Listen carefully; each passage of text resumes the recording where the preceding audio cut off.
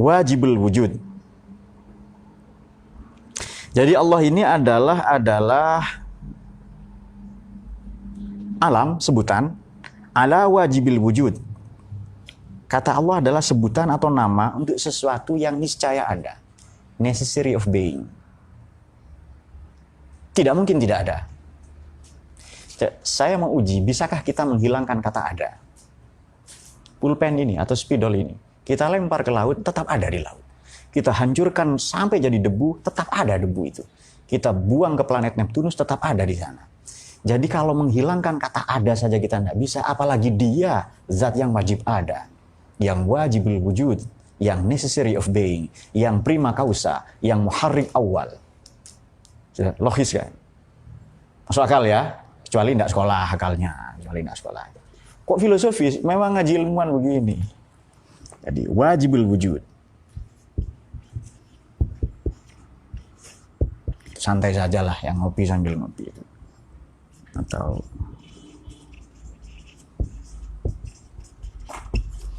oke. Kalau menghilangkan kata ada saja kita tidak bisa kok. Ini sangat platonik ya pandangan ini kan ya. Yang idenya Plato itu kan ada, identik, lain, kemudian ada, identik, lain, apa lagi itu? Kekal, apa? Oh, gerak dan diam. Ya, ada 5 itu ya. Oke. Apa makna wajibul wujud? Saya bacakan terjemahannya saja ini ya, karena ini teman-teman sudah menerjemahkan dengan sangat baik. Niscaya ada, sesungguhnya adalah eksistensi atau wujud itu terbagi menjadi 2. Pertama, necessary of being, wajibul wujud. Yang kedua, mungkinul wujud. Mungkin ada. Nah, kita tidak wajib. Selain Allah itu tidak wajib. Kita ini mungkin ada. Kenapa? Oleh karena itu kita disebut mawjudat, sesuatu yang diadakan. Kita ini mungkin. Mungkin ada, mungkin tidak ada. Ada karena ada zat yang memungkinkan kita ada. Zat itu disebut wajibul wujud. Ketika Allah memperkenalkan dirinya kepada kita dengan nama Allah, dia menamakan pemahaman bahwa Allah ini dilarang untuk selain dia. Tidak ada. Kalau untuk kita ya Abdullah, hambanya kan, bukan Allah itu berarti itu. Hambanya Allah, pelayannya. Tapi Allah itu satu-satunya nama. Kalau Rauf, Rahim itu juga disebut untuk Nabi Muhammad itu. Misalnya pengasih, kita juga pengasih sebagai pantulan ya. Pancaran dari cinta kasih Tuhan itu. Tapi Allah itu semata-mata dia. Dia the only one. Tidak ada yang lain itu. Sehingga orang mukmin menghargai larangan ini atas dasar keimanan mereka. Sedang bagi orang kafir, durjana, durhaka, maupun ateis yang menganggap Allah hanya mitos, ya pada saat yang bersamaan mereka tidak mungkin berani ya menamakan Allah itu. Itu dia. Oleh karena itu, wajibul wujud itu hanya pantas disandang untuk dia. Adakah teman-teman pernah mendengar nama Allah selain Allah itu? Tidak ada itu. Tuhan, apakah Tuhan-Tuhan tandingan atau apa? Oke. Ini menarik ya, ketika Allah ini alif kita buang menjadi lillah. Karena Allah itu. Lalu kalau lam ini kita buang menjadi lahu, miliknya, kepunyaan Allah juga. Kalau lam kita buang lalu tersisa dhamir, pronoun kata ganti saja hu, dia, maknanya Allah juga itu. Bahkan kalau ini kita coret pun tidak ada yang tidak tampak mata, yang tidak mahsusat, yang tidak material ya. Artinya itu makulat Allah juga itu. Walhasil kita tidak bisa hilangkan itu. Bahkan kalau orang meneliti DNA atau keajaiban-keajaiban apa, God spot atau macam-macam, ya itu sebenarnya Allah juga itu. Ya, tidak ada yang tidak diliputi oleh Tuhan ya. Kita menghilangkan ada saja tidak bisa itu. Apalah benda-benda itu, apalagi dia zat yang wajibul wujud. Oke. Ada beberapa pandangan mengenai la ilaha. Ya, coba kita sedikit ya. Ini la ilaha illallah. Term ini, redaksi ini disebut nehasi atau kalam nafi. Nehasi, peniadaan, peniskalaan, penidaan. Tiada pokoknya itu, nehasi. La ilaha, para ahli jurisprudensi Islam, para yuris, para fuqaha, memaknainya dengan pendekatan la ma'buda, tidak ada yang pantas disembah. Ini pendekatan fikih ya. Jadi makna pertama, oke. Jadi la ilaha bermakna la ma'buda. Fikih jelas ini. Dengan pendekatan la maujuda, tidak ada yang eksis, tidak ada yang ada. Nah, dalam buku ini juga diulas ya dalam ini. Nanti teman-teman bisa atau baca langsung Tafsir Ar-Razi, enggak apa-apa. Silahkan. Hanya untuk mempermudah saja ya. La ma'buda, fikih. Kalau ada redaksi la maujuda, tidak ada yang eksis, berarti ini tauhid, ya kan? Tauhid. Ini fikih. Ada juga la ma'qula. Berarti falsafah ini, filsafat. Tidak ada yang lebih rasional. Nanti pada puncaknya la mahbuba. Tidak ada yang pantas dicintai. Tasawuf pasti ini. Tidak ada yang pantas lebih dicintai. Karena ilah itu dari kata aliha, maknanya mengabaikan. Kalau sudah fokus ke Allah, abai pada yang lain itu. Kalaupun kita mencintai anak, istri, keluarga, binatang, tanaman, menjaga lingkungan, hifdzul bi'ah, itu semua semata-mata karena diperintahkan oleh Dia Zat yang maha mengadakan kita itu. Mengadakan, memelihara, menyelenggarakan, mengatur, mengilhamkan, memberi wewenang, dan lain-lain. Jadi ini beberapa pendekatan dari kata la ilaha. La ilaha, tidak ada yang pantas disembah. Kalau taat boleh ya, taat pada pimpinan, orang tua, guru boleh itu. Tapi menyembah semata-mata kepada Allah itu. Jangan salah itu. Kemudian la maujud, tidak ada yang eksis, tidak ada yang ada, yang wajibul wujud. Kalau begitu kita ini tidak ada. Kita ini diadakan, apalagi sekedar jabatan, harta benda, pengaruh-pengaruh, followers. Itu reputasi semua, itu bikinan semua itu. Dan itu temporal. Itu kan aus oleh perjalanan masa dan rusak oleh pertukaran waktu. Bahkan persilangan budaya, tergerus oleh arus politik, arus sosial, ekonomi, dan lain-lain. Kemudian kalau lama, tidak ada yang lebih rasional. Yang paling masuk akal. Seperti tadi, wajibul wujud tadi itu. Loh, kok bumi ini ada ya? Orang ateis misalnya mengatakan, oh ini ada dengan sendirinya. Ada dengan sendirinya. Ya, itu pertanyaan itu sangat mudah. Adakah sesuatu yang bisa mengadakan dirinya sendiri? Atau bisakah sesuatu yang tidak ada menyebabkan adanya sesuatu yang ada? Agak sulit bahasa ini. Pokoknya pahami sendiri, resiko itu begitu itu. Sesuatu yang tidak ada menyebabkan adanya sesuatu yang ada. Tidak bisa itu. Kecuali zat yang wajibul wujud, yang pasti ada itu. Kemudian la mahbub, tidak ada yang pantas dicintai. Maka menyanjung orang, tidak boleh berlebihan. Kita memuji Allah, alhamdulillah, ya kan? Boleh cinta anak istri, itu diperintah Allah itu. Mencintai harta benda sebagai bekal perjalanan kita ke akhirat ya. Tapi jangan mengalahkan kecintaan kita kepada Allah itu. Itu sikap adil itu. Karena kecintaannya kepada Nabi Muhammad SAW, sampai-sampai Nabi disembah, itu salah besar. Salah besar itu. Nabi itu manusia, utusan, Rasul ya. Penyampai risalah. Penganjur kesalehan, tidak wajib kita sembah, wajib kita taati. Oke, mutlak itu wajib kita taati, tapi bukan disembah, bukan dipertuhankan. Nah, ini paham ya? Bahwa ada saudara kita misalnya mempertuhankan Nabi Isa, itu urusan mereka. Saya mencintai istri Pak, sampai poligami itu urusan saya. Ya urusan mereka memperbanyak anak, urusan kita memperbaiki kualitas. Kok enak ya Pak, mereka yang memperbanyak, kita memperbaiki. Itu problem urus mereka sendiri. Saya tidak melegitimasi itu ya, tidak menganjurkan itu. Tapi ada orang yang karena mencintai istri atau apa dan saya supaya umatnya Nabi banyak, itu urusan mereka. Nah, baik, oke sudah paham ya. La ilaha illallah. Jadi ini nafi illallah isbat, afirmasi.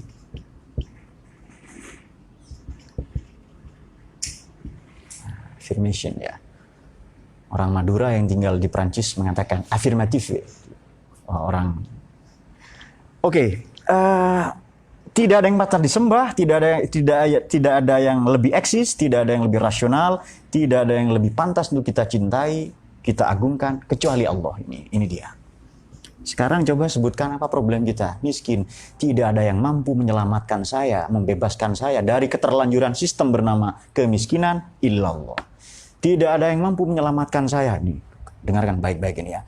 Dari duda, janda, lajang, dan jomblo berkepanjangan, illallah. Tidak ada yang mampu menyelamatkan saya, mengangkat derajat saya, mengampuni saya, illallah. Kalau ini punya, selesai, maka ayat kursi disebut ayatul tauhid, ayatul ma'rifah. Karena kita kenal Allah ya, 17 kali disebut. Sama dengan rakaat sholat. Ini juga disebut ayatul hifzi, ayat penjagaan. Percaya nggak? Jangan percaya sebelum dibuktikan. Mari kita buktikan. Filosof kok gampang percaya. Enggak filosof yang belakang gitu ya. Oke, kita buktikan. Allah. Coba kita buka sedikit ya. Ketika ayat kursi turun itu ada menarik begini ya. Ada redaksi menarik ketika ayat kursi turun ini. Kita buka saja tafsir Al-Jami' Al-Ahkamil Quran. Kalau saya sebut Imam ini pengarangnya Imam Al-Qurtubi, wafat tahun 671. Kalau saya sebut Al-Qurtubi berarti ini tafsir Ummahat, buku induk ya. Redaksinya begini. Hadhihi sayyidatu ayatil Quran. Jadi ini sayyidnya, pemimpinnya ayat-ayat Quran. Wa a'zamu ayat, dan ayat yang paling agung. Nazalat lailan, turun pada malam hari di Madinah tentu saja. Wada'an Nabi Zaidan, Nabi memanggil salah satu juru tulisnya Sayyidina Zaid ya radhiyallahu anhu. Fakatabaha, lalu ditulis. Riwayat lain menyebutkan ruwiyaan Muhammad Al-Hanafiyah, putra Sayyidina Ali ya, dari seorang perempuan bernama Haulah bintah Ja'far. Qala, lamma nazalat ayatul kursi, ketika ayat kursi turun, kharra, maka runtuhlah, berguguranlah, kullu sonamin, semua berhala berjatuhan, runtuh semuanya, fid dunia, di dunia ini. Wa kadzalika kharra kullu malikin. Para raja, para pemimpin, semua bertumbangan.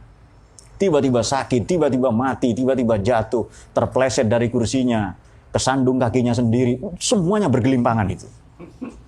Wasaqatat at-tijanu an ru'usihim. Apa mahkotanya tiba-tiba terbelah, pecah, miring, jatuh dari kepala mereka. At-tijan, taj, apa mahkota mereka. Bukan mahdesa ya, mahkotanya itu. Waharabat, dan lari tunggang langgang. Lari lintang pukang. Itu bahasa Indonesia, jangan kaget. Bahasa Indonesia itu. Tunggang langgang, lintang pukang, terbirit-birit. Pasti nak sekolah. Itu KBBI itu, coba buka itu. Waharabat asyayatin, setan-setan itu lari terbirit-birit, bahkan di cerita yang lain sampai terkentut-kentut, terkencing-kencing gitu. Ketika turun ayat kursi itu, terbirit-birit, menjerit-jerit, terkentut-kentut, terkencing-kencing, sebagian batuk pasti ya, ada yang bengek lah. Mungkin karena terlalu banyak faktor tar ya, tar, nikotin mungkin. Kemudian yadribu ba'duhum ala ba'din. Apa saling bersinggungan, berbenturan, bertabrakan satu sama lain. Karena dahsyatnya ya ayat itu turun itu. Ilaan atau iblis, sampai mereka datang kepada leluhurnya, pimpinannya, kepanglimanya, yakni iblis ya. Fa akhbaruhu bidzalika, lalu dikabarkan cerita itu. Ada apa ini? Kok raja-raja berjatuhan, istana-istana runtuh, pilar-pilarnya, kemudian mahkota-mahkota raja itu berjatuhan. Apalagi yang bukan raja ya kan, cuma raja-raja mainan misalnya itu. Fa'amaruhum ayyabhasu an zalik. Pak Iblis tolong ini, ada apa ini? Apa ini? Kasih penjelasan ya. Faja'u ilal Madinah, lalu berbondong-bondong mereka datang ke Madinah itu. Fa balaghahum anna ayatal kursi qad nazalat. Lalu taulah mereka, dijelaskanlah bahwa ini ayat kursi turun. Dan ini riwayat ini sangat populer ini, riwayat ini ya. Nah, itu dia. Ini buku induk loh ya. Kalau tafsir induk Ummahat berarti dirujuk oleh semua ahli tafsir yang datang kemudian. Apakah yang lain-lain? Oke. La ilaha illallah wal hayyul qayyum. Ada orang katakan begini, Tuhan itu sudah pensiun. Kan ada tulisan para filosof kan sebahagian itu. God is dead. Itu Friedrich Nietzsche ya. Lahir 1844, wafat 1900. Dia dipengaruhi oleh seorang pemikir Jerman juga namanya Arthur Schopenhauer dan Ludwig Andreas Feuerbach itu. Yang dia menulis buku judulnya Das Wesen des Christentum, The Essence of Christianity, intisari ajaran Kristen ya, agama Kristen. bahwa hakikat teologi, hakikat ketuhanan adalah antropologi, kemanusiaan. Walhasil Tuhan tidak ada, yang ada manusia. Tuhan pensiun, bahkan mati. God is dead gitu ya. Nah, kok tahu? Oh iya, saya filosof itu. Jangan khawatir soal itu. Nah, Anda bisa ngikuti kajian itu ya. Tuhan itu sudah mati, tidak ada. Dibalas oleh ayat ini supaya hati kita tenang. La ilaha illahu, Allahu la ilaha illahu.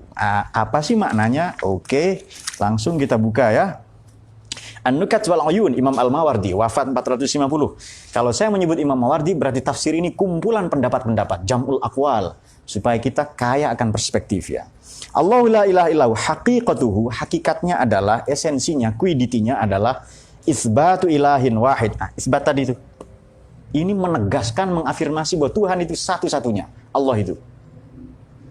Wahwallah, dan itu adalah Allah sendiri. Wa taqdiruhu, penjelasannya kira-kira begini. Allahul ilah duna ghairi. Ya Allah itu Tuhan, bukan yang lain. Apalagi cuma komputer, cuma HP, cuma internet, gaya hidup. Bukan Tuhan itu.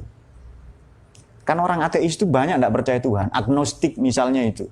Mereka tidak percaya Tuhan, tapi mati mereka percaya itu. Kenapa? Buktinya ada. Kalau gitu siapa yang bikin mati?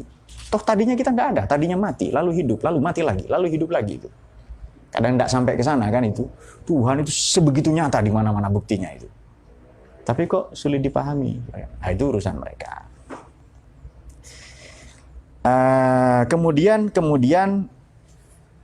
Tuhan itu tidak ada kok. Tuhan itu mati katanya. Dibalas oleh ayat ini supaya hati kita tenang. Karena tadi ayatul hifzi ya, ayat yang menjaga mental, spiritualitas, memberikan ketenangan batin, supaya kita memiliki resonansi kehidupan, supaya kita memiliki dinamika hidup yang tenang.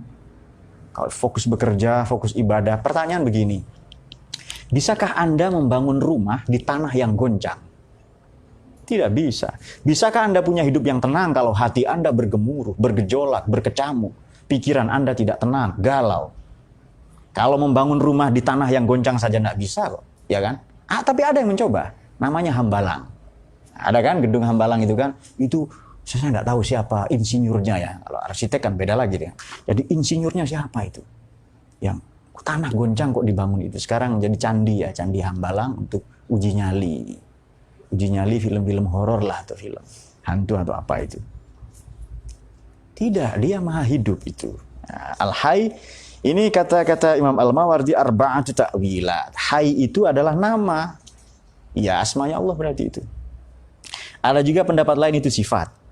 Kalau begitu pendapat ketiga kulna tasliman li amri. Kita ikut saja itu. Yang keempat yang disebut isim adalah nama adalah sama nafsahu hayyan. Kan Allah menamakan dirinya sendiri itu. Lalu yang keempat al-hayy maknanya al-baqi, alfa dan omega tadi, al-awwal, al-akhir tadi. Itu pendapat Imam As-Sudi. Qalahu As-Sudi. Kemudian dalam Nazmud Duror, Imam Al-Biqai ya, fi tanasubi ayati was-suwar. Kalau saya nyebut Adwaul Bayan, kemudian Nazmud Duror, ini berarti tafsir tentang korelasi satu ayat dengan ayat lain, satu surat dengan surat lain. La ilaha illahu maknanya kamalut tauhid. Ada ujian lagi begini. Tuhan tidak peduli sama kamu. Setan itu loh, datang lagi itu loh. Tuhan tidak peduli sama kamu. Oh ya, katanya. Apa buktinya? Kamu kere. Belajar mati-matian masih bodoh. Kerja pontang-panting, banting tulang, peras keringat. Bahkan keringat orang diperas juga. Itu kamu tetap miskin. Perhatikan Cina, perhatikan Yahudi. Mereka kuasai dunia. Lalu segera dibalas oleh ayat ini. Al-Qayyum. Allah itu senantiasa, terus-menerus menyelenggarakan independen, semua tidak ada yang luput dari perhatiannya itu. Allah tidak peduli kamu, katanya itu. Bahkan daun-daun yang berguguran, ranting-ranting yang mengering, tunas-tunas yang tumbuh, hilir mudik, semilir angin, detak jantung, denyut nadi. Semuanya ya, semua, kelenjar-kelenjar itu semua bekerja sama itu. Tidak satu pun geraknya semut, atom yang di luar pengawasan Tuhan, tidak ada itu. Semua diselenggarakan. La ta'khudhuhu sinatu wala naum, dia tidak ngantuk apalagi tidur itu. Setan datang lagi. Bencana-bencana itu. kemiskinan, pengangguran, penggusuran. Mana Allahmu mana katanya itu. Segera dibalas oleh ayat ini, la ta'khudhu sinatu wala naum. Ini Nabi Musa pernah bertanya. Ini riwayat ini juga populer. Jadi, Mas Musa, kata Allah begitu ya. Kamu ambil 2 ember ya, air pikul itu. Nabi Musa terkenal nabi yang paling kuat secara fisik ya. Tentu kalau besar Nabi Adam itu sebab pakaiannya saja 26 meter. 50 hasta itu Nabi Adam itu. Kira-kira 26 meter pakaiannya. Berarti tingginya kalau T-Rex, dinosaurus, ayam saja. Kecil berarti kan. Itu ditendang kalau cuma T-Rex itu. Jadi pakaiannya saja 26 meter. Kira-kira 28 meter tingginya itu. Karena menyesuaikan bumi ya orang-orang besar itu. Anda jangan bayangkan yang lain loh ya pokoknya tinggi itu. Sempurna ciptaan Allah itu Nabi yang mulia itu. Nggak usah aneh-aneh mikirnya itu. Allahumma sholli ala sayyidina Muhammad itu. Sebab ada di antara kalian ngaji masih sempat jorok mikirnya itu. Baca ini, la ilaha illallah itu. Ayat kursi supaya hilang. Ada kualifikasi setan yang lain untuk kalian. Berarti itu. Kita tadinya kan nggak ngerti. Inilah keajaiban Quran ya. Jadi Quran itu dibaca oleh orang yang ngerti dan yang nggak ngerti. Bahkan bacaan yang paling fasih itu kadang orang-orang yang nggak paham Quran. Musabaqah tilawatil Quran itu loh. Dari RT sampai internasional rata-rata yang menang. Yang nggak paham Quran. Yang suaranya enak-enak itu. Tapi itulah Quran. Tidak satupun bacaan sejak 5.000 tahun yang lalu atau 6.000 tahun yang lalu ketika manusia mengenal tulis baca, yang membaca bacaan yang tidak tahu artinya dan atau sangat paham kecuali Quran. Dibaca oleh orang ngerti dan tidak ngerti. Itu Quran itu. Yang belum lagi kemujizatan itu detail-detail ayatnya. Ini sudah kita singgung banyak ini. Panas musim panas syita soif 1 kali, panas 4 kali, dingin 4 kali, hari 360 kali, 365 sebanyak jumlah hari dalam setahun. Ada yaumaidzin pada hari itu, ada ayyam, ini sejumlah 30 kali atau 30 hari sama dengan jumlah hari. Kemudian setan 88 kali, syayatin 19, banyak lagi hal-hal seperti itu. Detail betul ya ketika berbicara sam'a, pendengaran pasti tunggal. Tapi penglihatan bisa tunggal, bisa jamak. Kenapa? Karena yang kita dengar di belakang, di depan, di pinggir itu sama yang kita dengar. Tapi yang kita lihat boleh jadi beda-beda. Jadi Quran seperti mutiara. Kita pandang sekarang dari sudut A, cahayanya beda. Dari sudut B, bahkan kalau ditafsirkan setiap hari selalu ada makna-makna baru. Sebab dalam Al-Burhan, dalam Al-Itqan fi Ulumil Quran ya, Imam As-Suyuti, itu beliau menyebutkan, itu lahu batnun, lahu zohrun wa batnun. Punya makna zohir, makna batin. Wa fi batnihi batnun. Di dalam makna batin itu ada makna batin lagi. Ila sab'ati abtun. Sampai 7 lapis makna batin. Bahkan 72.000 makna. Wah, itu tidak akan habis-habis. Satu ayat ada 1000 pengertian. Satu pengertian ada 1000 falsafah nanti. Satu falsafah ada 1000 disiplin ilmu. Satu ilmu akan lahir 1000 peradaban. Satu peradaban saja sudah kita tahu sehebat apa manusia itu kan. Kalau kita mau bicara kemukjizatan Quran itu luar biasa sekali.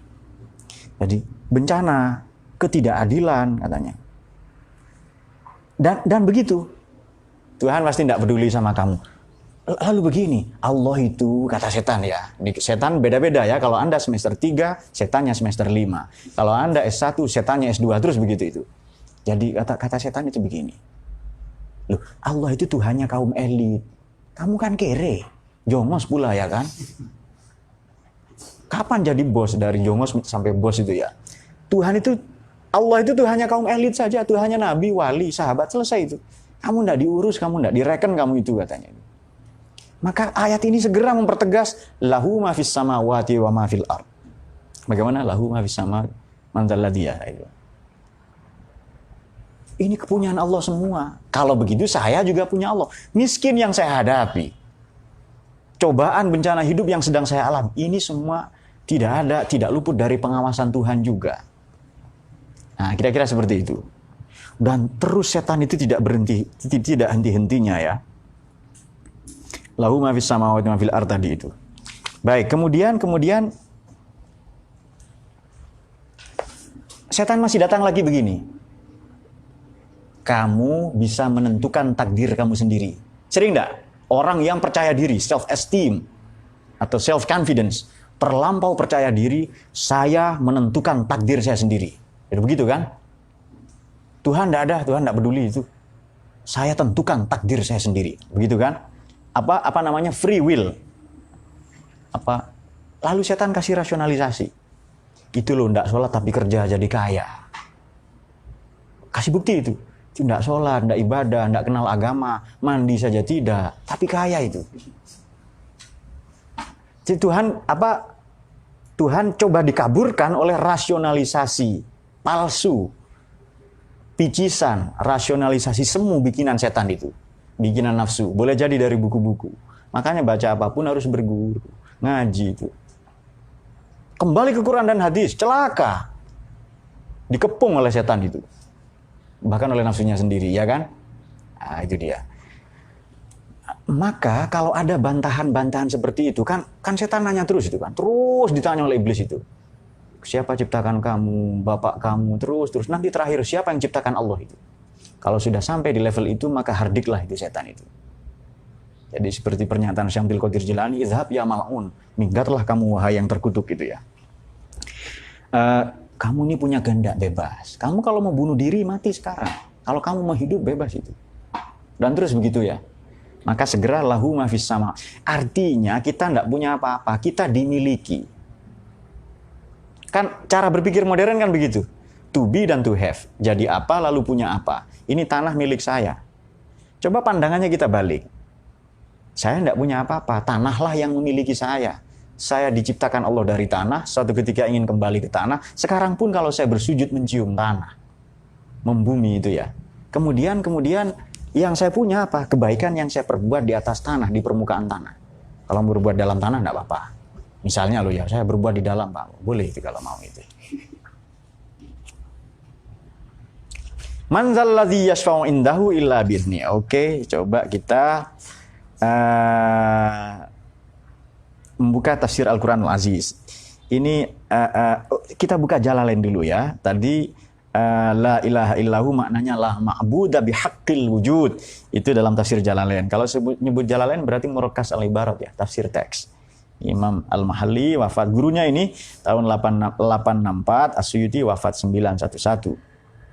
Saya buka lagi tafsir Al-Quranul Aziz. Ibnu Abi Zamnin, ada yang mengatakan Zimnin, wafat 399. Ini masih tafsir teks. Maknanya begini. Wala yuhitu nabi syai'in min ilmihi illa bima syaa', yakni ma ya'lamul anbiya minal wahyi.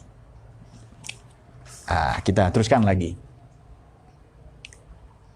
Kamu minta tolong siapa sih urusan hidup ini? Nabi lo mati. Dulu banyak wali, sekarang enggak ada. Kan ada orang gitu kan? Kamu mau minta tolong siapa? Man dzalladzi yashfa'u indahu illa bi'idznih.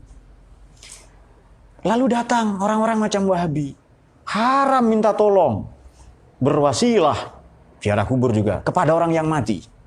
Nabi sudah jadi bangkai katanya. Dia lupa ayat kursi itu.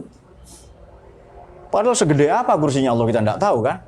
Besar sekali kan. Kursi itu nanti ada penjelasannya. Jadi menarik. Kursi itu begini penjelasannya. Kursi. Oke, kita buka di ayat tadi itu ya. Di Abi Zamnin dalam tafsir Quranul Aziz ya, murakas al-ibarat itu. Qala Yahya anil Mu'alla bin Hilal an Ammar ad-Duhni an Sa'id bin Jubair an Ibnu Abbas radhiyallahu anhum semua itu.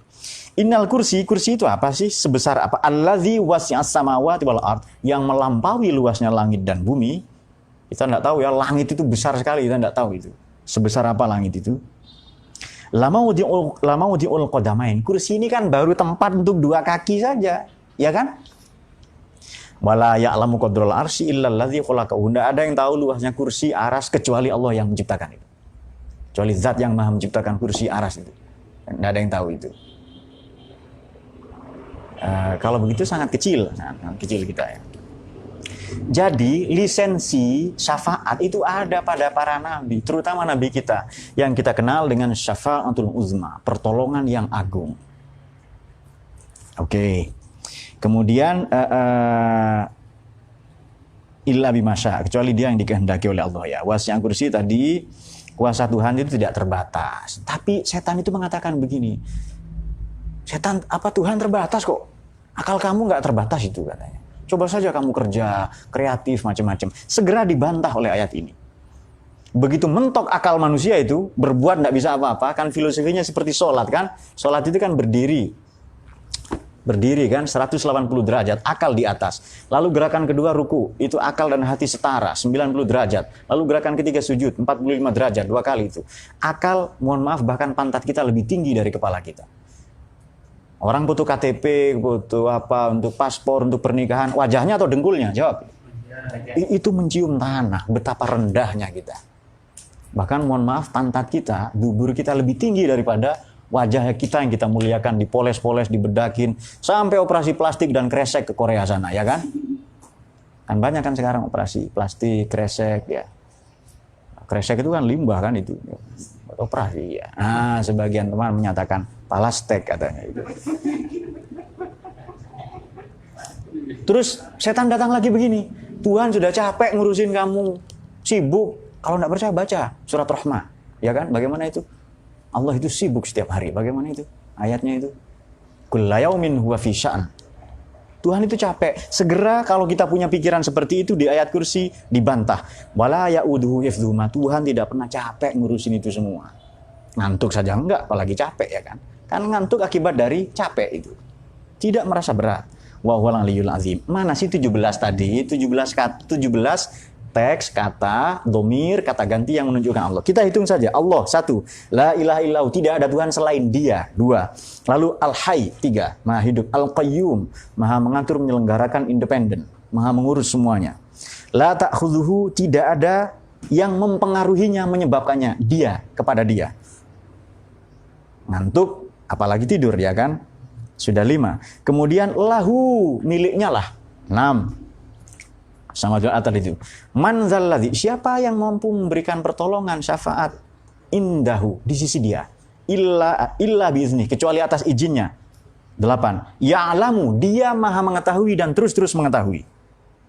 9. Ma baina aydihim wa khalfahum wala yuhituna bi syai'in min ilmihi, dari ilmu Allah itu. Mereka tidak tahu sedikit pun dari ilmunya Allah itu. 11. Illa bimasya, kecuali terhadap apa yang Allah kehendaki. 12. Wasnya kursiyuhu, kursinya melampaui. 13. Wala ya'uduhu, Dia tidak ada yang membuat Dia capek. Dia Allah juga. Wa huwa, lagi-lagi Allah. 15. Al-Ali, Al-Azim. 16, 17. Maka ini disebut ayat yang agung. Kata, kosakatanya 50. Nama, isim, kata ganti, juga domir yang kembali kepada Allah 17. Tadi kan 50 itu rakaat salat pertama, lalu diganti 17 itu ya. Wa huwal aliyyul azim. Kita buka Bahrul Ulum, satu tafsir lagi, As-Samarqandi ya, Wafat 373. Ini tafsir, kalau saya nyebut Imam Samarqandi berarti tafsir amah, general. Wa huwal aliyyul azim, ay ar-rafi' ta'ala fawqa khalqihi, melampaui di atasnya. Al-azim yakni a'la wa a'zam min ayat takhidha syarikan. Allah itu maha suci untuk mengambil sekutu. Kalau presiden mempekerjakan semua kan ya, menteri, terus di bawah menteri itu gubernur, wali kota. Presiden itu tidak tahu yang dikerjakan wali kota, apalagi RT tidak tahu itu. Tapi kalau Allah semuanya itu. Bahkan begini, Nabi bersabda ya, masih di buku yang sama, wa huwal aliyyul azim, ini di Bahrul Ulum ya, Samarqandi, ada hadis yang dikutip begini. Man qara'a ayatal kursi, barang siapa membaca ayat kursi khalfa kulli sholatin, setiap selesai sholat, a'tahullah ta'ala sholatas syakirin. Allah menghadiahkan nilai sholatnya itu, dinilai sebagai sholatnya orang-orang yang ahli, pandai bersyukur. Wa sholatal muti'in, dan sholatnya orang-orang yang taat. Wa sholatas sobirin, dan salatnya orang-orang yang sabar. La yamna'uhum dukhulal jannah, tidak ada yang menghalangi dia untuk masuk surga itu sampai mati dia. Rawahu all, riwayat semua. Hadis riwayat all ya. Ya maksudnya all itu Bukhari, Muslim, Tirmidzi, Nasa'i, Ibnu Majah, Daruqutni, Ahmad, Abu Dawud, Ad-Dailami, Al-Hakim, semuanya. Meskipun redaksi berbeda-beda. Nah, ada cerita soal hifdzi itu begini. Kan naum tadi 9 kali belum disebut ya. Naim, manam, naum, jumud, sukun, harokah di makoi seluwah itu. An Abi Hurairah, satu hadis lagi sebelum nanti ada tanya jawab. Wakalani Rasulullah, ini dari Abi Hurairah radhiyallahu anhu. Nabi mewakilkan saya sallallahu alaihi wasallam bi hifdzi zakat di Ramadan. Saya ditugasi Nabi untuk menjaga zakat Ramadan ini. Banyak ya, macam-macam, ada yang kurma, ada yang gandum, ada macam-macam lah ya, namanya zakat itu Ramadan. Fataniatin faja'ala yahsum minat-tu'am. Ada orang yang datang, tahu-tahu mengambil. Kamu kok ambil? Loh, saya berhak dapat zakat, saya miskin katanya. Oh ya sudah itu ya. Besok ada yang ambil lagi. Oh, tunggu dulu. Lalu kata siapa? Fa'akhudtuhu ya. Fakultu la arfa'annaka ila Rasulillah. Ayo kamu saya seret, saya bawa ke Nabi dulu katanya. Tidak, katanya. Lalu dia lari. Besoknya datang lagi ya. Kemudian faqala iza awaita ila firashika faqra ayatul kursi. Kalau kamu pergi meninggalkan tempat dudukmu yang kamu jaga, baca ayat kursi. La yazala alaika minallahi hafid. Tidak ada kamu tidak akan pernah terlepas dari penjagaan Tuhan kalau membaca ayat kursi. Wala yuqarribuka syaitan, dan setan tidak akan mendekati hatta tusbiha, sampai waktu pagi. Faqala Nabi sodaqoka wa huwa kadzub dzaka syaitan. Kamu benar. Itu setan yang datang kepada kamu itu. Oke, kita yang terakhir ya. Kursi tadi. Ini dalam tafsir Ar-Razi yang diterjemahkan teman-teman kita di sini ya. Kursi itu apa sih? Nah, ada banyak penjelasan. Ini sesuatu yang besar. Kemudian yang kedua, makna kursi adalah kerajaan, kekuasaan, ya kan? Jadi kalau misalnya ya saya raja, saya duduk di kursi di sini. Saya presiden Indonesia, saya duduk di kursi. Saya tidak perlu memanjang pantat saya sampai Sabang Merauke, tidak. Cukup saya duduk di ibu kota. Itu di kursi saya, itu seolah-olah saya menguasai. Tapi kalau Allah tidak begitu. Itu manusia itu. Itu simbol kekuasaan kerajaan ya, kepemilikan. Apa sebab? Karena kata Imam Ar-Razi dalam buku ini ya, ketuhanan tidak akan terpenuhi tanpa kekuasaan penciptaan. Nah, tidak akan pernah ada itu. Lalu, oh ya, seandainya sifat tinggi Allah itu menunjukkan tinggi rendah, ini ada hujah yang kedua, argumen yang kedua, annal alam kurroh. Bumi itu kan bulat. Berarti atas bawah tidak jelas. Kalau begitu, Allah Maha Tinggi itu bukan tempat, tapi makanah, kedudukan. Bukan makan, tapi makanah. Jangan pakai terjemahan pendekatan seperti Wahabi. Di situ kelirunya mereka. Ya bahwa Wahabi itu manusia, saudara kita, iya, tapi salah itu. Akidahnya salah itu. Syiah begini Pak, itu urusan mereka. Mereka manusia, saudara kita. Tapi akidahnya salah. Menurut kita, ahlu sunnah. Gitu.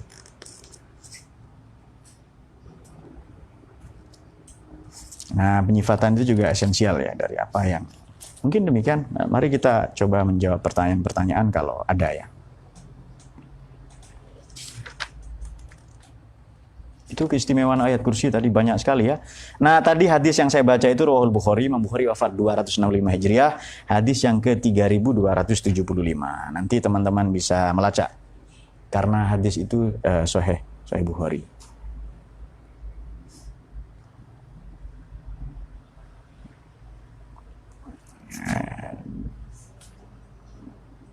Demikian saya kira penjelasan tentang kembali ke Quran pada segmen yang kedua. Ilmu apa? Akidah ya, kemarin syariat sudah.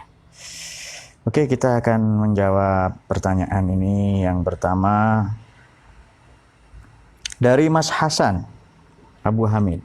Kalau ingin penjelasan tafsir ayat kursi yang rigid untuk pemula, adakah buku yang bisa direkomendasikan? Waduh. Ya, buku ini juga bisa sebenarnya ya, buku Ayatul Kursi ini. Bercinta di atas kursi. Tapi yang lebih penting sebenarnya tafsir Jalalain. Jadi begini untuk penanya ya yang saya hormati ini. Kalau membaca tafsir pertama kali saya sarankan tafsir teks. Tafsir teks berarti murakkaz al-ibarat. Kenapa tafsir teks? Karena kita paham makna Quran. Jadi untuk paham Quran itu ada kamus Quran loh ya. Nanti ada ulumul Quran. Al-Lubab fi Ulumil Kitab Ibnu Adil itu, Al-Burhan, Al-Itqon itu ilmu-ilmunya, disiplin pendukungnya. Atau kalau mau paham Quran sebenarnya ngaji di pondok itu. Belajar fikih, belajar tauhid, belajar tasawuf, belajar akhlak, itu kembali ke Quran itu. Jadi konsisten dengan kembali ke Quran maknanya ngaji. Cuma kalau mau paham ayat kursi, pertama tafsir teks Jalalain, bagus itu. Kalau mau lebih luas, tafsir induk. Atau yang tafsir induk ummahat ya, seperti At-Tabari, Al-Qurtubi, atau Ibnu Katsir. Kalau mau tafsir yang lebih luas, itu tafsir yang ensiklopedis. Yang mencakup semuanya, akidah, hukum, filsafat, semuanya, itu disebut tafsir ensiklopedis, mausu'ah. Salah satunya Imam Ar-Razi. Buku ini juga menceritakan, ini khusus ayat kursi ya, pandangan Imam Ar-Razi yang diterjemahkan teman-teman. Nah itu silakan untuk penanya tadi ya. Jadi kita mulai dari tafsir teks. Itu baru nanti bisa Anda. Kemudian dari Mas Muhammad Nidomul. Bila ayat kursi adalah sayyidu ayatil Quran, maka bagaimana korelasi dengan surat Al-Fatihah yang menjadi ummul Quran? Ini pertanyaannya sudah. Maaf, pertanyaannya salah. Ayat kursi kan ayat, Fatihah itu surat. Ayat dengan surat beda enggak itu? Beda. Tapi pertanyaan ini saya apresiasi. Bagus pertanyaan ini. Sayangnya salah pertanyaannya. Karena ayat, kursi ayat kan? Ya. Bukan teriak-teriak baca ayat untuk dapat kursi, gubernur presiden bukan. Tapi kalau Fatihah surat. Ada 25 nama surat Fatihah. Itu suratul asas. Itu surat Fatihah suratul asas juga itu. Suratul Ruqyah macam-macam itu ummul kitab. Nah, jadi beda surat dengan ayat. Ini pasti anak soleh ini yang baru belajar Quran. Penanya yang lain izin bertanya, sebenarnya asal kata Allah itu dari bahasa apa? Saya pernah dengar bahwa Allah itu bukan dari bahasa Arab, mohon penjelasannya. Jadi begini, mana bahasa yang lebih tua? Bahasa Allah atau bahasa manusia? Saya begini, saya pawang burung. Atau saya ingin memberi makan ayam. Saya pakai bahasa Inggris atau pakai bahasa ayam? Supaya pesan saya kepada ayam diterima. Pakai bahasa apa itu? Saya berbicara misalnya di forum emak-emak. Kan bikodrim kulinas. Saya pakai bahasa emak-emak itu. Saya tidak mungkin adalah keliru kalau saya pakai standar bahasa saya. Jadi Allah itu apa? Nama yang disebutkan Allah sendiri. Bahasa apa? Muasal segala bahasa. Hanya saja dalam bahasa Arab itu dari kata aliha katanya. Boleh pendapat seperti itu. Ada bahasa yang lebih tua, Aramaik gitu. Itu makhluk kan bahasa itu kan? Ada kakaknya berarti yang lebih tua itu. Pasti ada itu. Nah, hanya saja itu bahasa apa? Allah menyebut dirinya sendiri. Ya, bahasanya Allah itu saja. Nah, Allah. Bagaimana itu? Kalau kamu berdoa ya sebutlah Rahman dan seterusnya. Itu saja ya. Baik, ini tiga pertanyaan yang bergizi, yang berkualitas. Kepada Muhammad Nidomul tadi, ini juga pertanyaan yang luar biasa ya. Ya, ayat dan surat, oke, itu mungkin dia perlu belajar mengenai ayat dan surat itu. Semangat kepada ilmu ini ya. Baik, saya kasih catatan penutup dari pembicaraan kita. Jadi begini, kemarin saya teruskan dengan pembahasan kemarin kan ya. Jadi kemarin konten isi Quran kan 3, maqasid, kaifiyat, barohin. Maqasid ini tujuan Quran turun, yang kedua kaifiyat, tata cara untuk kita sampai ke tujuan, yang ketiga barohin, bukti-bukti kebenarannya. Maqasid tujuan Quran turun adalah menyampaikan syariat, akidah dan akhlak ya. Dalam rukun agama disebut Islam, iman, ihsan. Nah, sebenarnya kita mulai dari iman dulu, tapi enggak apa-apa. Kita kemarin mulai dari syariat dulu.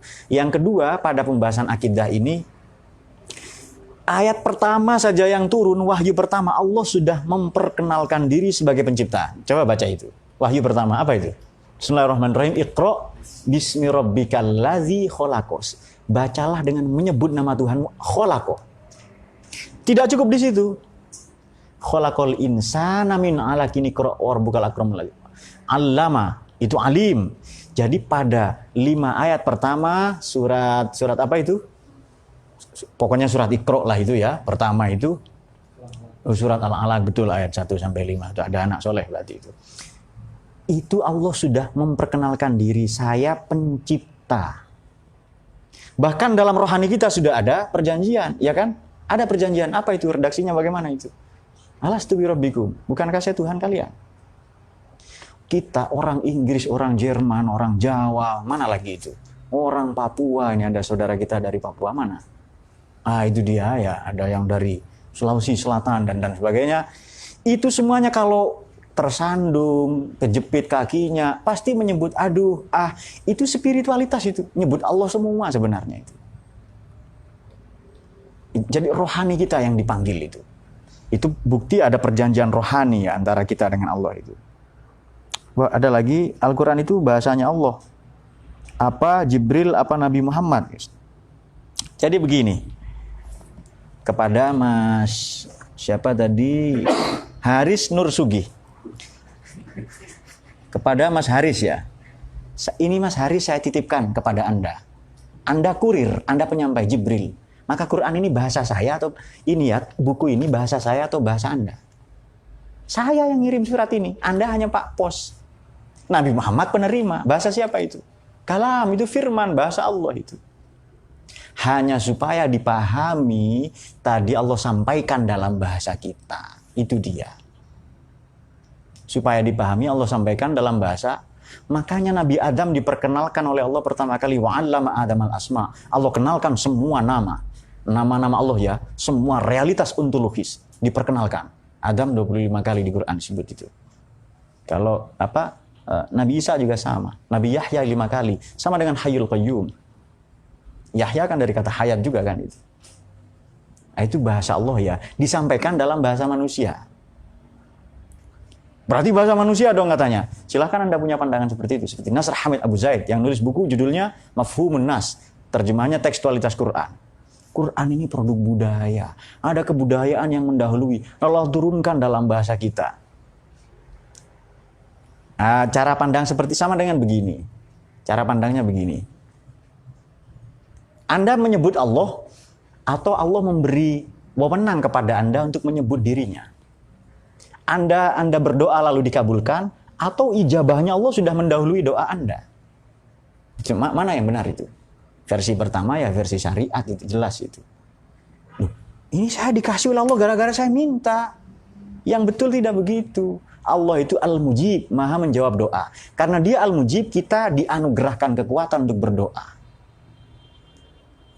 Sekarang begini, Allah itu kan terdahulu, Al-Qadim, eternal.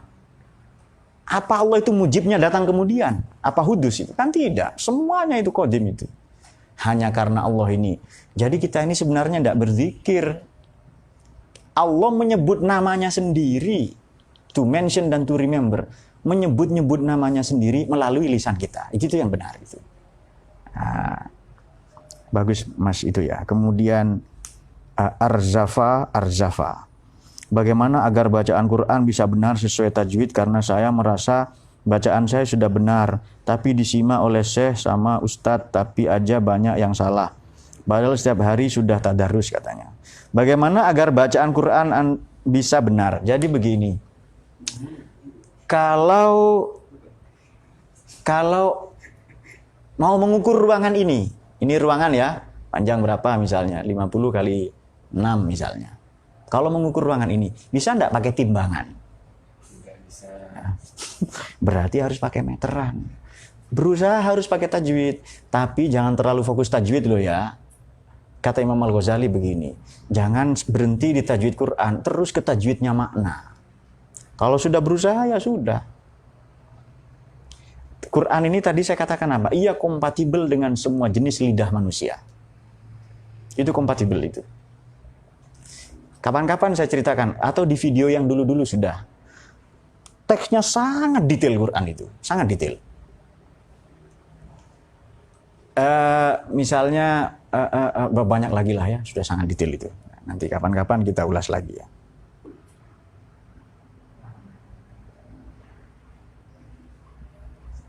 Nah, setiap hari tadarus. Jadi begini Mbak, membaca Quran niatnya harus belajar. Kalau belajar tidak ada salah tetap diampuni. Itu yang penting niatnya belajar.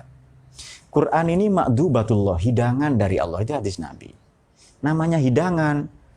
Ya saya kan kecil Pak. Perut saya kecil. Saya makan setengah piring. Iya. Kita sudah diundang loh ya untuk datang ke prasmanan itu. Kita sudah diundang semua, datang. Sudah itu, datang semuanya. Ada orang yang menikmati ini nggak enak, pedes katanya.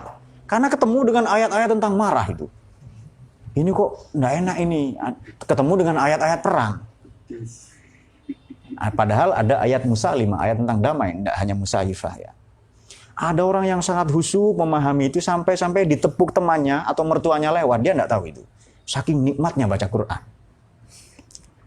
Nah, itu ada beberapa level ya. Makanya kemarin kita singgung, Quran itu ada ibarat, teks, diksi. Ada yang isyarat, indiksi. Ada yang latoif, Quran itu software. Ada yang haqa'iq, substansi. Nilai-nilai. Nah, ini beberapa ungkapan siapa? Imam Ali Zainal Abidin ya. Masih ada lagi Abdul Aziz Muhammad. Bagaimana pendapat Anda tentang pendapat Nasr Hamid Abu Zaid tadi? Itu sepertinya menarik. Sudah saya kemukakan pendapat saya. Salah dia. Mengapa? Menganggap Quran al-muntaj, as-saqafi, produk budaya. Bukan, itu firman Allah itu. Dia minggat, diusir ya dari Mesir, dicabut kewarganegaranya, pergi ke Belanda. Nah, ya memang dia ahli kebudayaan, macam-macam itu. Nah, silakan Anda nanti bisa baca itu. Jadi begini, kenapa sih orang bisa salah baca Quran itu? Memahami Quran kenapa bisa salah? Karena nomor satu, dia tidak paham kemukjizatan Quran. Dia tidak punya pengetahuan. Adakah? Jadi kan Quran itu hudan linnas, betul ya? Hudan itu di Quran dalam banyak kali tapi 17 bentuk, ada 17 makna. Ada Al-Itqan, ada di buku Al-Itqan itu ada. Atau ringkasan dari Syed Muhammad Alawi Al-Maliki, Zubdatul Itqan fi Ulumil Quran, itu juga disebutkan. Saya persingkat saja begini. Hudan linnas. Hudan maknanya petunjuk. Ini patron dari kata ini bermakna dulu. Quran ini petunjuk bagi orang jadul, zaman sekarang, dan zaman yang akan datang. Itu patron kata hudan. Ia tak lapuk oleh zaman, tak lekang oleh waktu. Tidak haus oleh pertukaran masa dan pergeseran nilai-nilai kebudayaan. Itu kata hudan itu. Patronnya 3. Jangan-jangan petunjuk orang jadul saja loh ya, saya pakai sains. Tidak. Jadi di hudan itu begitu, hudan linnas. Dan Quran menantang, satu-satunya kitab suci ya yang menantang. Ayo kamu kalau bisa, in kuntum fi raibin mimma nazzalna 'ala abdina fa'tu bi suratin min mithli wad'u syuhada'akum. Ayo kamu kumpul ilmuwan sedunia. Pendukungnya semua datang itu. Bikin satu surat saja. Bahkan surat paling pendek, surat Al-Kautsar, ya kan? Inna a'tainakal kautsar fasholli lirabbika wanhar inna syani'aka. Musailamah itu dikumpulkan, ya kan? Lalu bikin surat tanding inna a'tainakal jamahir itu. Kalau Anda hafal itu bahaya ngimamin sholat itu. Inna a'tainakal jamahir fasholli lirabbika wahajir wala tuti' kulla sahirin wa kafir itu. Ada juga ayat tandingannya Musailamah ini dibayar ya oleh orang-orang kaya, Abu Jahal, Abu Lahab, siapa lagi? Walid bin Al-Mughirah itu ya, Suhail dan lain-lain itu. Dibayar untuk bikin Quran tandingan. Dia bikin ayat tentang kodok. Ya difda, wahai kodok. Binta difda'ain, anak dari 2 kodok. Naqama tankin, ayo kamu bersuara sekeras-kerasnya. A'laka fil ma' wa asfalaka fitin. Kepalamu di atas air, kakimu di bawah tanah, katanya. Wah, itu keren ya, tapi lucu itu. Itu mau menandingi surat Al-Fil ya, gajah. Itu gajah juga Musailamah bikin itu. Lahu khurtumun tawil, hidungnya panjang, macam-macam itu. Ini Al-Quran memberi tantangan dan berlaku sampai kiamat. Silakan itu. Nah, kapan-kapan kita bercerita kemukjizatan Quran ya pada tutorial-tutorial berikutnya.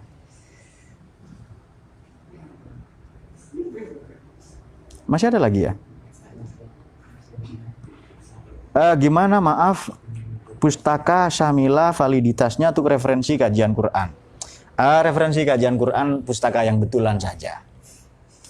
Karena nanti banyak tahrif ya, inhiraf, banyak penyelewengan, pengurangan oleh oknum-oknum yang tidak bertanggung jawab. Caranya bagaimana Pak? Nanya saja ke ulama, itu gampang itu. Tapi kalau tidak ada lagi ya sudahlah, ya download PDF ya, tidak apa-apa itu. Ya sebenarnya cara yang paling gampang ikut ngaji seperti kita ini di sini. NU online itu keren lah sudah itu. Saya dari Palembang, saya percaya Allah, namun di sisi lain hati saya ragu kepada Allah. Kenapa Allah tega dan saya merasa terlalu berat untuk ujian saya? Saya sudah berusaha memperbaiki sholat saya sudah belajar wirid, namun kenapa hati saya masih nyesek di hati? Hatinya nyesek di hati, melenceng dari tema. Jadi ragu kepada Allah ya. Tidak ada satu iman pun yang tidak dimulai dari keraguan. Anda sudah on the right track, ada di track yang benar. Itu sudah benar itu. Nanti ragu dulu baru yakin. Tahu itu berangkat dari rasa ingin tahu, yang artinya tidak tahu. Tahu berangkat dari bodoh. Kita ini kan telanjang kan? Kita lahir telanjang nggak itu? Telanjang. Bahkan di dalam pakaian Anda tetap telanjang. Coba pikirkan kalau nggak percaya. Di dalam pakaian pun Anda tetap telanjang gitu. Nah, berusaha memperbaiki sholat dan saya sudah belajar wirid. Ini memperbaiki dan belajar wirid. Oke, ini caranya bagaimana baca ayat kursi. Nanti ini rekamannya diputar lagi. Anda baca ayat kursi tadi itu. Anda ragu dengan Allah ya misalnya. Tadi di awal saya tanya, ada itu kita tidak bisa hilangkan kata ada itu loh.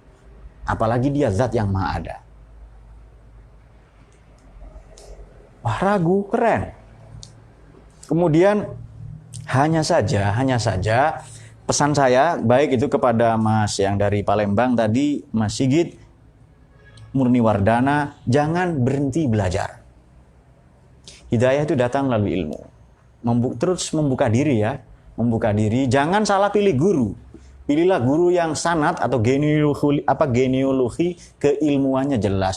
Jangan sampai salah pilih guru. Ayo kembali Quran dan hadis itu. Ya seperti ini caranya. Saya ikuti sunnah Nabi. Betul caranya, tinggalkan sunnah Wahabi. Nah. Ada lagi ya? Satu lagi ini pertanyaan terakhir. Saya dulu ngaji Quran di pondok, ndak ngaji makhrajul huruf, makharij misalnya, pronunciation. Saya ngaji langsung disimak sama ustadz saya, cuma nggak sampai hatam full. Seumpama saya diminta untuk mengajarkan Quran pada anak-anak di kampung, apakah saya perlu belajar makhrajul huruf? Dan apakah bacaan saya sudah bersanad? Bisa ndak Anda ngajarin naik motor kalau Anda ndak bisa mengendarai motor dengan baik? Saya mau ngajar apa ya? Bahkan Anda dikendalikan oleh motor, ndak bisa menguasai motor itu. Anda dibawa lari kan oleh itu. Nah, jadi kalau sekedar ya ngaji ikro alif ba ta enggak apa-apa. Sekarang banyak guru itu. Guru yang bersanad itu apa sih? Tidak harus detail nama-namanya siapa seperti kita, enggak harus ya.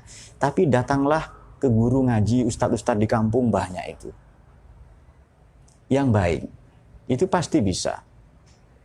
Tidak ada orang yang fasih mengucapkan dot selain Nabi Muhammad. Dot itu sulit sekali. Mau mulut Anda sampai kuping atau sampai belakang tidak bisa fasih itu. Dan yang penting berusaha, Ada orang tidak bisa mengatakan ro ya kan? Jadi ngomong ro itu ra misalnya. Atau za itu ya. Ada orang mengatakan itu, tidak apa-apa. Yang penting dia berusaha. Nah, cuma kalau mengajar karena Anda mau sampaikan firman, wahyu, kalamullah ini, Anda harus hati-hati. Artinya belajar dulu yang baik baru mengajar. Tapi kalau mengajari anak, misalnya alif ba ta, ya enggak apa-apa. Guru ngaji banyak lah itu. Nah, tidak usah buru-buru. Ini kabar baik ya bagi penanya terakhir tadi. Sayyidina Abu Bakar As-Siddiq radhiyallahu an baru bisa baca Quran umur 38 tahun. Anda umur berapa? Sayyidina Abu Bakar ya. Nabi Muhammad baru bisa melafalkan Quran umur 40 tahun. Saya dari kecil, dari 3 tahun bisa itu. Kenapa? Karena ketika wahyu turun memang Nabi Muhammad umurnya 40 dan Sayyidina Abu Bakar umur 38 tahun. Jangan merasa terlambat, santai saja. Lebih baik dimulai. Jadi tidak usah sedih. Yang penting belajar itu. Dan Allah mengapresiasi cara belajar itu. Usaha atau prosesnya. Hasilnya tidak. Kita diwajibkan bekerja, belajar. Apakah kaya itu wajib? Tidak. Pinter jadi ulama wajib? Tidak. Yang diwajibkan bekerja, belajar, ibadah, terus itu, proses itu. Dinamika itu kita lalui itu. Hasilnya tidak wajib. Apa Anda bisa menentukan panen padi? Menumbuhkannya? Tidak. Kita hanya menanam. Panennya bukan kita yang tentukan. Semoga kita semua dicahayai oleh Quran ya. Kita akan teruskan pada kajian berikutnya, tutorial yang ketiga. Semua penanya tadi semoga semakin bertambah kecintaannya pada Quran, diberikan futuh, dibuka katup-katup intelektual dan spiritualitas melalui Al-Quran.